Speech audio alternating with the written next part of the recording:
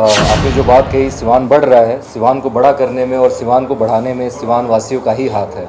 और इस धरती से जुड़े होने का ये दायित्व है कि हमें ये टेक्निक सीखी है इस शहर से बाहर रह के या इस स्टेट से बाहर रह के, रिनाउंड मेडिकल कॉलेजेस में, रिनाउंड हॉस्पिटल्स में।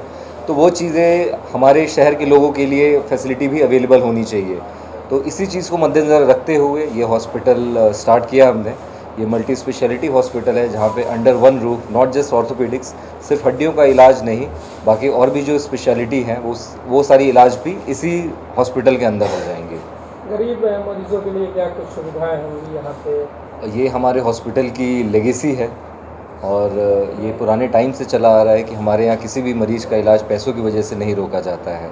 तो डेफिनेटली अगर आप कोई चिकित्सक हैं, अगर इस फील्ड में हैं, तो जब तक आपके अंदर पब्लिक के लिए सिंपैथी नहीं होगी, जब तक आप एम्पैथेटिक नहीं होंगे, तब तक आप इस प्रोफेशन को आप जस्टिस नहीं दे रहे हैं।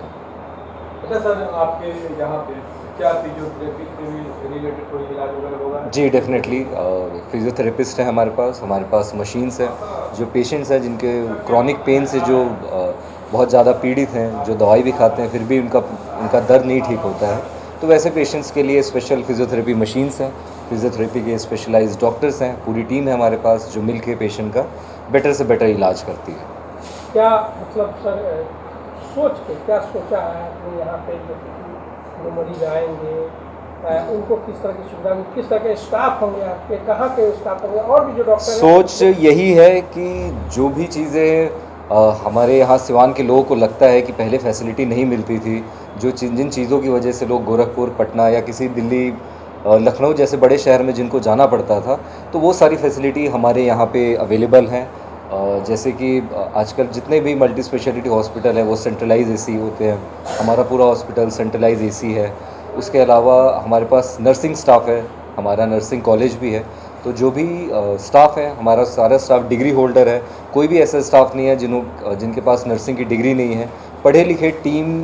एक स्ट्रॉन्ग टीम होने की वजह से मुझे पूरा भरोसा है कि हम पेशेंट को बेस्ट से बेस्ट केयर दे पाएंगे। सर, सिवान में एक नया आपने मॉडर्न मशीन लेकर आया सर, जिस प्रकार से पहले वीडियो भी हम लोग बनाया था उस मशीन के बारे में बताया सर, जिस प्रकार से बता रहे हैं कि 2 दिन में मरीज को डिस्चार्ज। जी, ये टेक्निक है स्पाइन सर्जरी की, जो कि पहले लंबे चीरे से की जाती थी। अब जो हमारे पास नई टेक्निक है वो डिस्टेंडो टेक्निक है, जिसको आसान भाषा में अगर कहा जाए तो दूरबीन के द्वारा स्पाइन की सर्जरी की जाती है, जिसका चीरा मात्र 2 सेंटीमीटर का होता है। और चीरा छोटे होने की वजह से हम मरीज़ को जल्दी से जल्दी डिस्चार्ज कर सकते हैं। मरीज़ को पेन भी कम होता है क्योंकि चीरा बहुत छोटा होता है। मरीज़ का जो ब्लड लॉस होता है वो भी बहुत कम होता है, और इस वजह से मरीज़ अपने डेली फंक्शंस पे, जो डेली एक्टिविटीज़ हैं, उस पर जल्दी से जल्दी वापस चला जाता है।